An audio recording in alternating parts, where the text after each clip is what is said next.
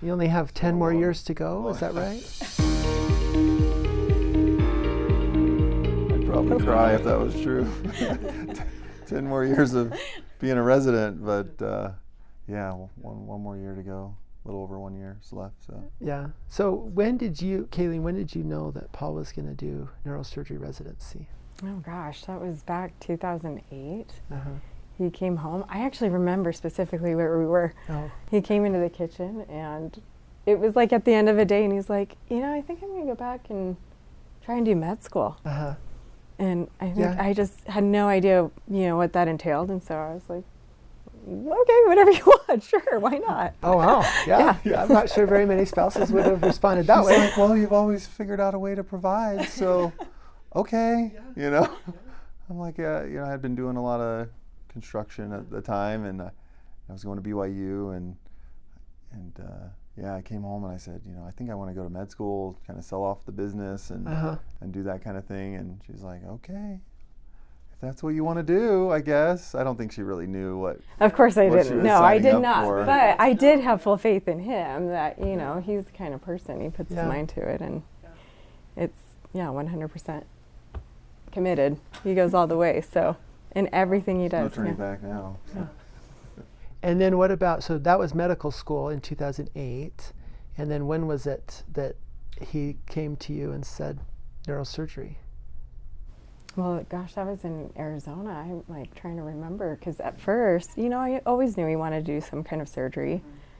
But, you could tell the story actually better than I could, because he had someone that you went and did a couple months of rotation. Yeah, so it was in my third year. It was really med influential, school. yeah. Yeah, so 2008 was when I had just started to entertain the idea of med school, and then by the time I had gotten everything in order and started med school, it was 2014 actually. So 2014 to 2018, and my third year of med school, I did a rural rotation, as it was called, in Prescott, Arizona. And that was a surgery rotation, and come to find out, one of the doctors there was a neurosurgeon that happened to be of the same faith, and invited me to scrub into one of his surgeries, and that was my first time even working or seeing what a neurosurgeon does. And it happened, he was doing a brain tumor case, takes the bone off and exposes the brain, and he's like, come over here, and he grabs my hand and slowly touches the brain. He's like, now you can say you touched the brain. And I thought, oh my gosh, this is so cool. I've been in all sorts of other surgeries, and like Finding Nemo. yeah, it was awesome. I don't know why. I was like, this is awesome. Yeah. So that was my third year of med school, and then kind of just rearranged some things. I thought I was going to do some kind of surgery or trauma surgery or pediatric surgery or something like that. And so now he comes home and he says, I want to do neurosurgery. And what did you think? Well, I was already along for the ride. I mean, there was no turning back at that point. I always might as well just do neurosurgery. I think at that point I'd kind of gotten used to just, I don't think she knew how long the residency was either. We are, I feel like that's always been our dynamic, though, that, I feel like he takes the reins and I'm along for the ride, and I love it and I enjoy it, and I do my part at home, That's great. How has residency been for you? 6 years? 6 years, yeah. One to go. So, yeah, it's been great. I've really enjoyed it. The learning, the growth that's come. I think back even in my first few years and to now, and there's so many things that procedures and operations that are complex, and I was thinking, gosh, I'm not sure I'll ever be able to really figure out how this goes. And then fast forward, you're in your latter years of training, and you're like doing that procedure, and you're like, oh my gosh, like I'm figuring this out. Like, this is great. And just the impact, and that was one of the reasons I love neurosurgery, is like you can have a great impact on someone's life. We're not just treating, I shouldn't say, like, I mean, it's not just the sniffles here. We're doing things that really make a difference in people's lives, I feel like. Not that those things aren't important too, but I felt like we could really make an impact in people's lives, and it's awesome to now be in the latter years of training and see the people come in, the patients come into the clinic. You see that they're in pain. You see that they have something that you can help them with, and to like help them. You're involved in a major part of the surgery and operation, and then you get to see them after, and to see them thank the attending, and, that they feel great. You know, it's a good feeling that they feel better. So it is a good feeling. I do love the impact that you can have. Through this, you've raised kids too, right? 4? Yeah. You've got 4 kids. Yep, they're all still alive. They're all doing great. Yeah. So, you know, you've got medical school in there and residency in there, and you've still managed to have good relationship and raise children. How have you been able to do that?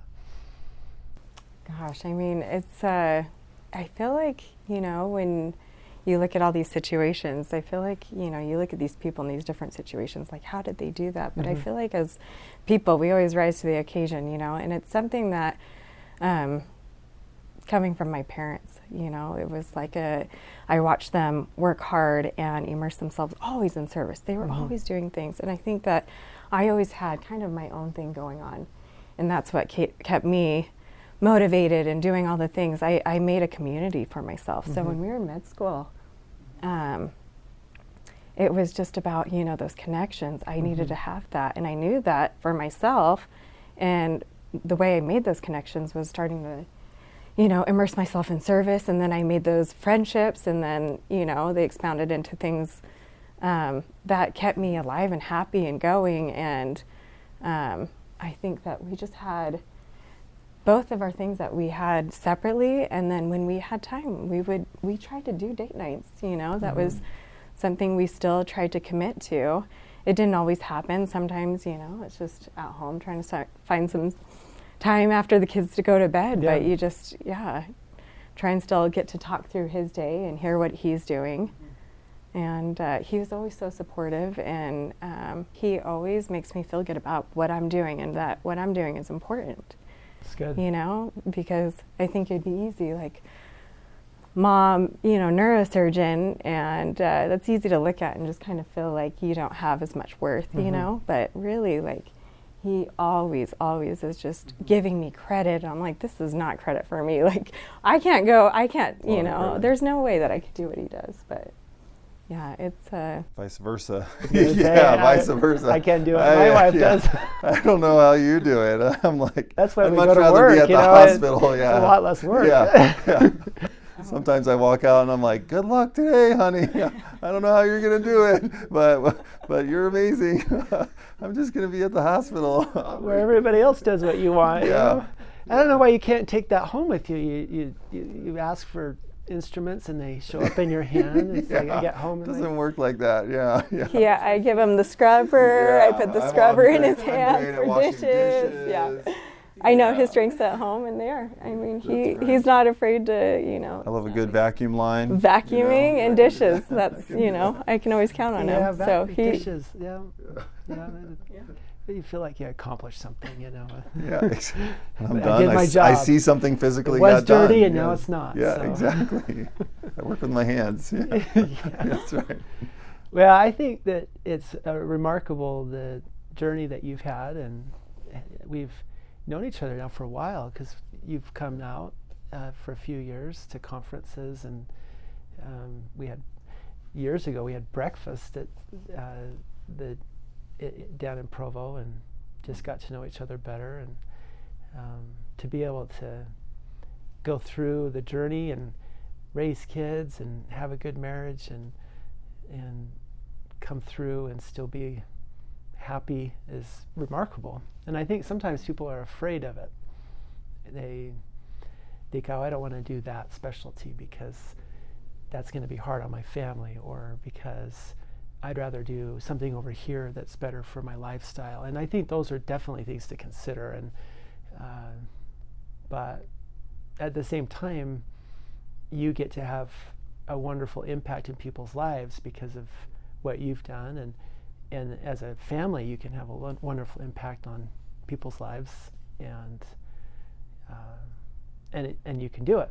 And I think that you've proven that it's doable. And for those that want to go and do anything in life, you got to work at it. It's going to take time and dedication and a lot of support. But if you're doing the right things for the right reasons, it seems like it's worth it. Well, there's certainly hard days, you know. I think anything worth it is really it's gonna take some work. But you know, we've had ups and downs. There's been days where I remember I'm in the study lounge in medical school, and she's coming by with the kids and some dinner, and we hang out for half an hour, and then, all right, Daddy's got to go back to work and study some more for final exams or whatnot, and you just figure it out. You know, if you really want it bad enough, you'll figure out a way to make it work. So it certainly helps to have a supportive partner, and yeah, I mean, she gets all the credit, because I mean, I certainly couldn't have done it without her. That's what I'm saying. I'm like, no, you don't give me all the credit. Yeah, no, he does that all the time, but no, she does. She works hard. So. Well, appreciate you taking the time, and thanks for having for us. your example of what you've been through, residency, medical school. None of it's easy. Yeah, you've been there before. Practice is not easy. So, but I think it's the journey of it's great. And we had a medical student friend that we went to Iowa with that came and stayed at our house this last weekend, just visiting. And it was wonderful to spend some time with her. She's anesthesiologist now in California, and catch up. And some of those relationships that you create along the way are lasting and truly wonderful. Yeah. So it really is incredible. I feel like, you know, just I'm not as adventurous. You know, I'm the kind of person that I'm comfortable here. Why move? I loved Utah, and you know, that was something that was really hard to leave, that, you know, safety net. But it has brought us so many good friends from different places, and just so much learning and growth has happened that I feel like we'd never have the opportunity to have. So. But you get to come back. And we get to come back. It's a different exciting. Place now. I mean, a little bit. Yeah. It's a bit different. Yeah. A lot different. Yeah. That's still great. Yeah. Well, thank you. Appreciate you having us. Thank you. Thanks for coming.